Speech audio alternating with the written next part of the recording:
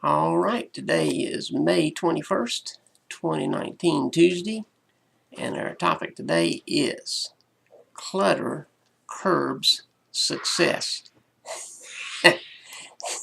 And I probably don't have to tell anyone out there that that is a fact. Clutter curbs success. It's when you have clutter, I have to say, in my newsletter today, I picked a quote that said, "Where there's clutter, there's no dream." And that's absolutely true. If you have clutter in your life, doesn't matter if it's one room, a desk, a drawer. If any of y'all got one of those drawers, that everything goes in, but nothing ever seems to come out of. I had one of those. Man, it had everything in it. You name it, it was probably in there. But anyway, we finally cleaned that out after, I don't know, 35 years. we, we cleaned out that drawer. And it was nothing of importance in that drawer. It was just a drawer.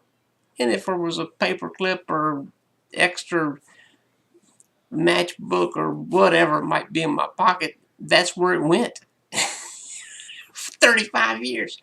Anyway, it was a mess, but we got it all cleaned out. I mean, there was candy in there that you wouldn't want to eat. So anyway, if any of y'all got drawers like that, I had one.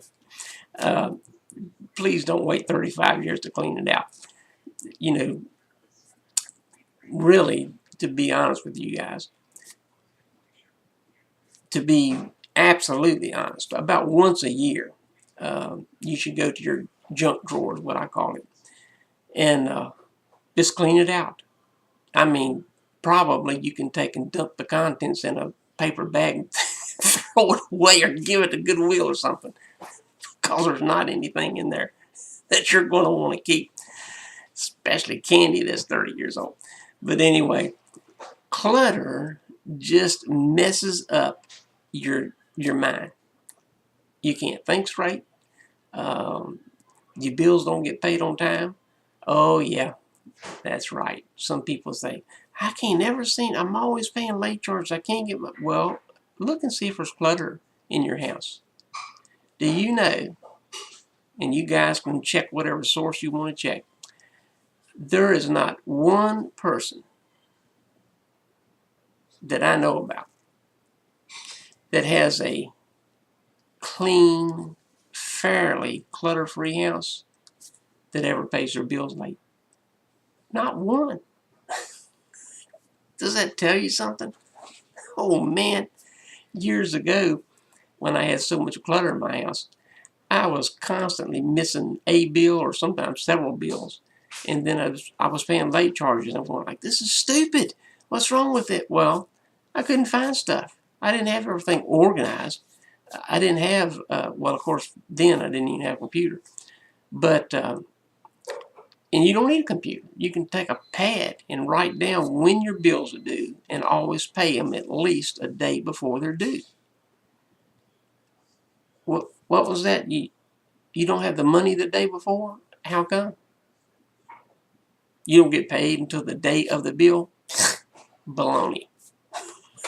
That's what I say. You're not conserving your money. You're going out to eat when you don't need to go out to eat. You're buying stuff you don't need to buy. You know what? If all your bills aren't paid early every month, you don't need to go out to eat.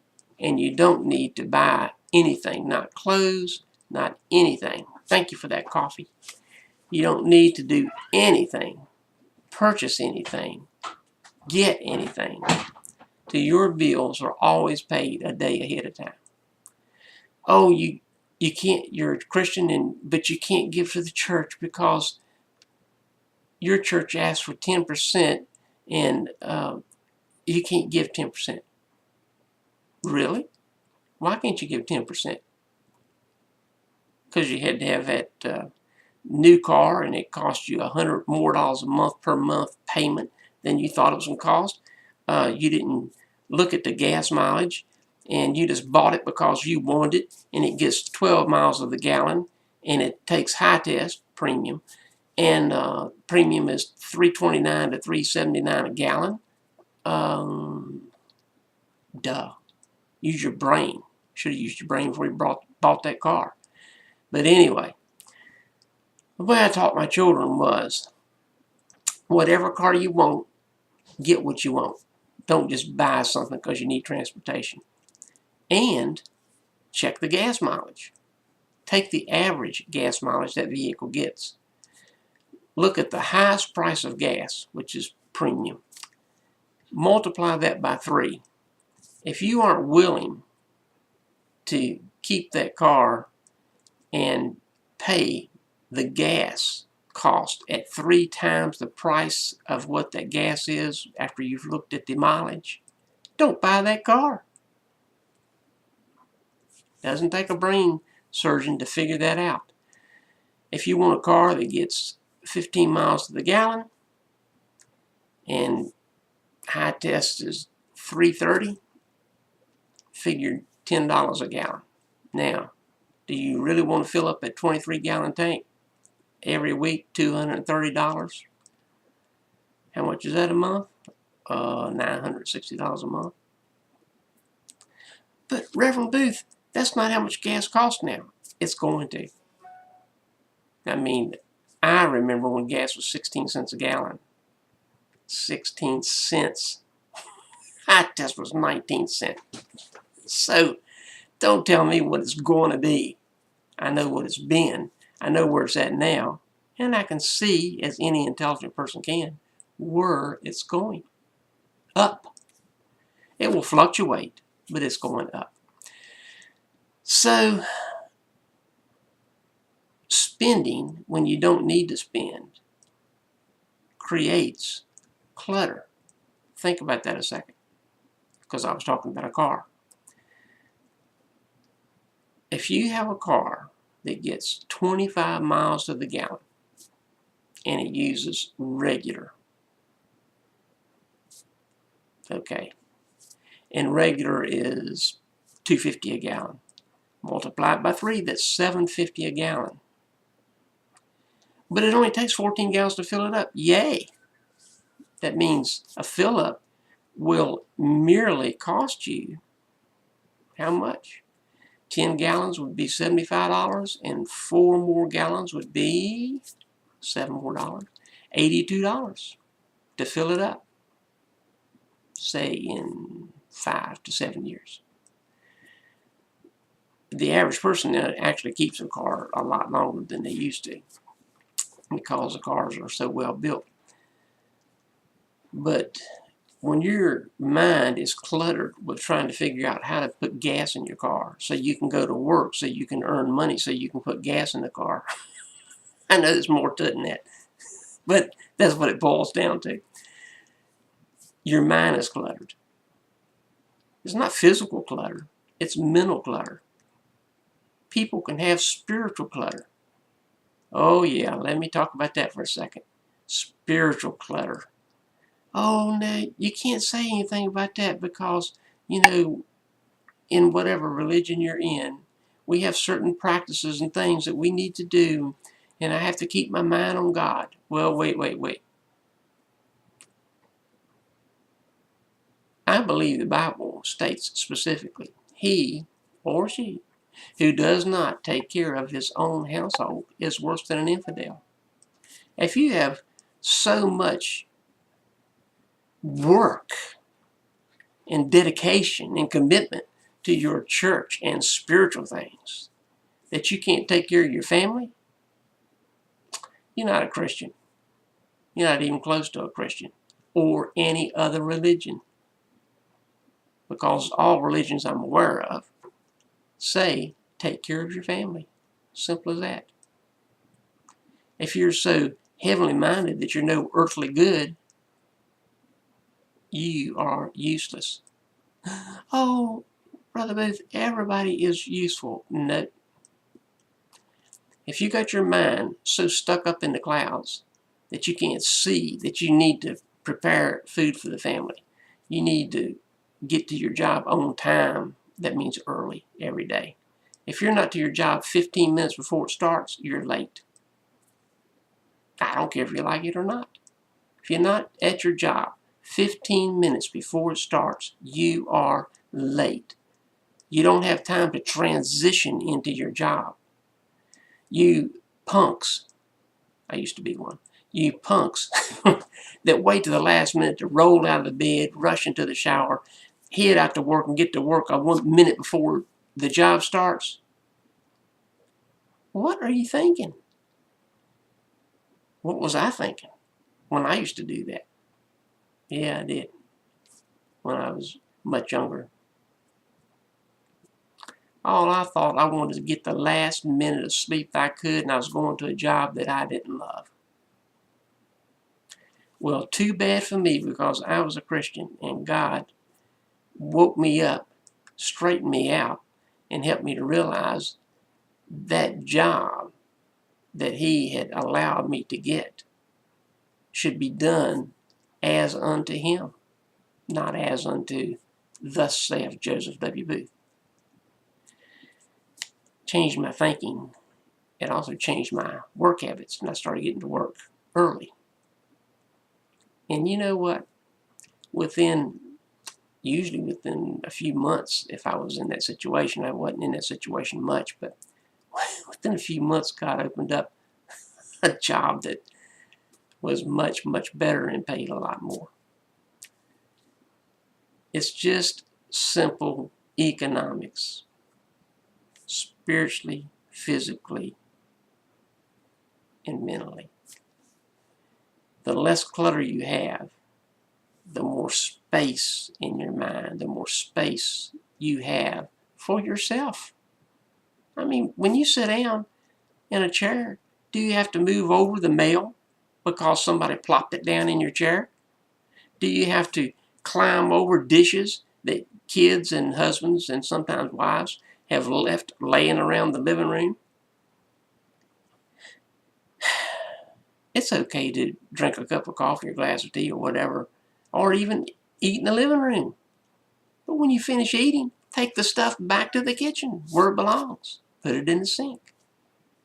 If the kids hadn't been taught, teach them to rinse the dishes off and place them in the sink. So when you put it in the dishwasher, if you have a dishwasher, it actually, the dishes come out clean. You don't have to rewash them. So it saves you time. Also saves you money.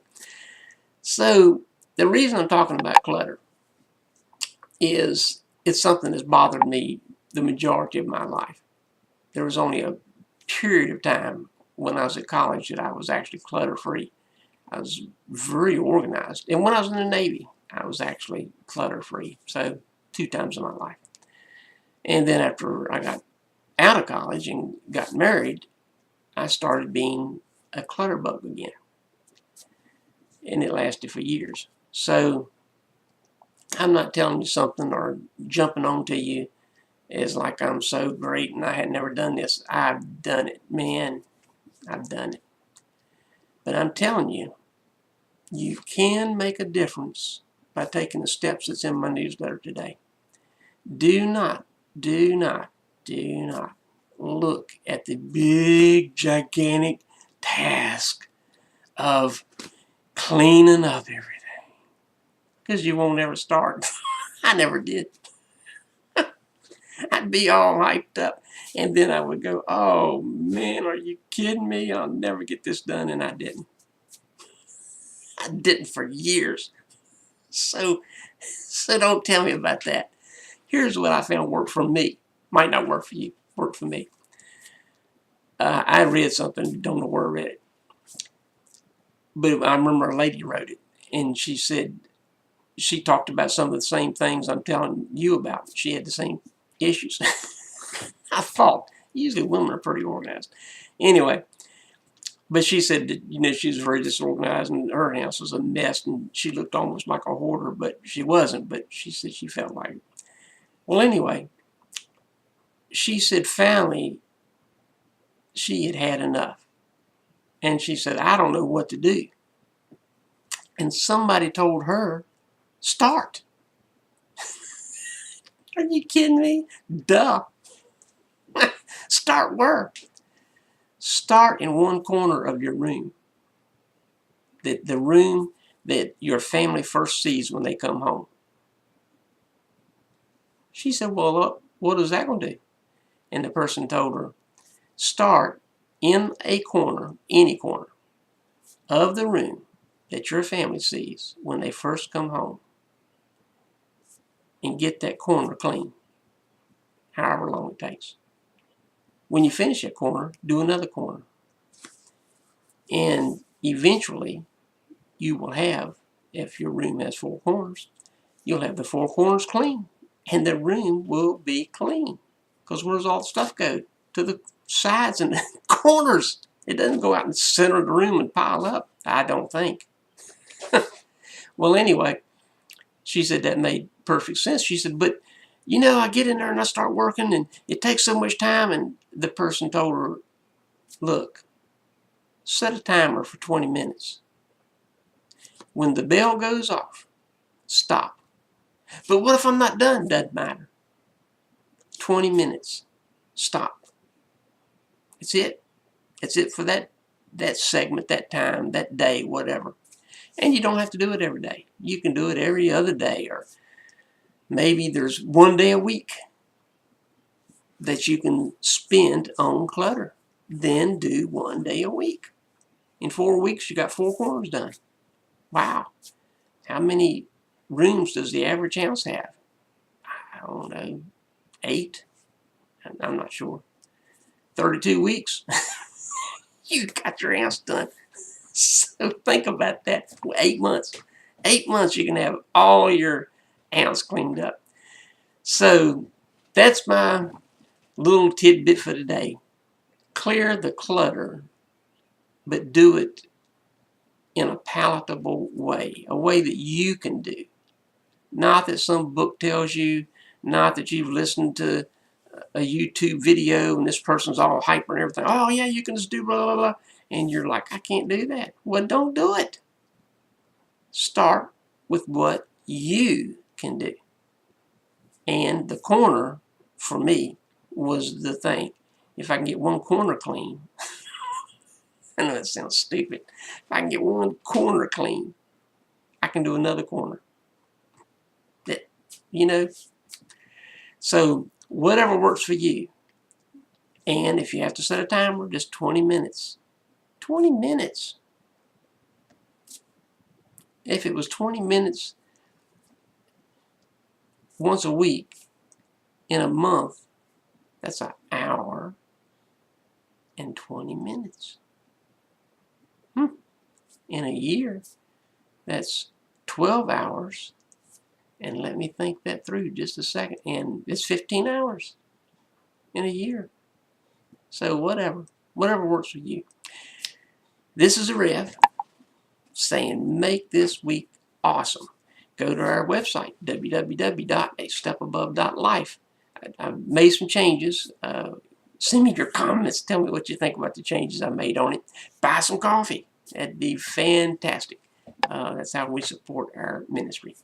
And also, if your church or business organization would like me to come in and talk on any of these subjects that I've talked about over the last, 30 years, anything that your church or business organization or volunteer organization needs, I'll be glad to come. I go right now anywhere in the United States. I've been invited overseas, but I have not. That would be something I would have to self-fund, and so I haven't gone over there yet. Anyway, make today a step above whatever your day was yesterday.